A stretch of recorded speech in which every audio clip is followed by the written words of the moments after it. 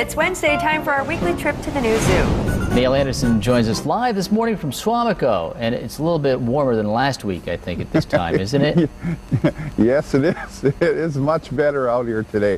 It's actually probably a beautiful day to come and visit the zoo. Yeah. You know, and one of the things, visiting the zoo in the winter, it's a great opportunity to see the animals, especially when you get the snow out here. They really show up well in these natural habitat exhibits. The other thing, January and February, you got to remember, this year we started half-price admission to come in. Plenty of places to warm up and everything, but if you're out here, and you want to check out the Lynx, we have the Canada Lynx, and we have Carson and Lucy, and they're inside their den right now, and we'll see if we can, there we go, we can bring one up right here. And this is Carson, and you can see they spend the night in their den. And the Canada Lynx is, they're about 20-something pounds, but they're built for this particular type of climate, weather, in the snow conditions. If you take a look at them, you can see with their feet, which is really different than a bobcat. These guys can handle and they can support twice the weight of a bobcat can. And they actually have basically their own snowshoes down below. Their feet are furred, and what will happen too is they can go ahead and spread them out.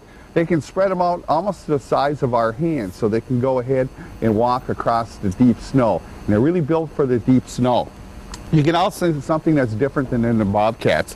They have what they call ruffs, which are bobcats do, but they come out like a mane down below right here. You can see that. And the other interesting thing is they have tufts on their ears, which the bobcats don't. You see these black tufts? Yeah. They're almost about half as long as the ear themselves. Now, scientists, they really don't know what those tufts are for. They think they might have to do with the ability to hear more, or, at least hear better, I should say. But they're really not sure. But that they also kind of have a longer mane over the top. They're taller, and with these guys too, they're not fast runners. They're ambush stalkers, and with that, their back legs are longer than their front legs. That's not like that on a bobcat. So they're really built for pouncing and stalking, and that's one thing over here with the exhibit. The exhibit is designed with the habitat in mind that you would find up in Canada. Now they occasionally come down into Wisconsin. I think there's been somewhere since I think like 1870, maybe 28 reportings of lynx in the state. So they're occasionally come into the state.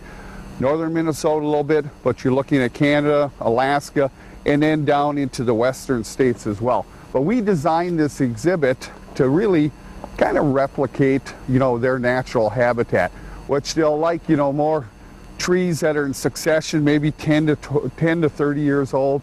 They like the spruce, the evergreens in here, deadfalls where they can go and lay in there. So when we designed the exhibit, we took into account that their habitat would look like the habitat that find up in Canada. You don't have a hockey rink there, though? I'll tell you what, they did have a hockey rink. Check out behind me. Beginning of the year, okay, we had that storm. Right.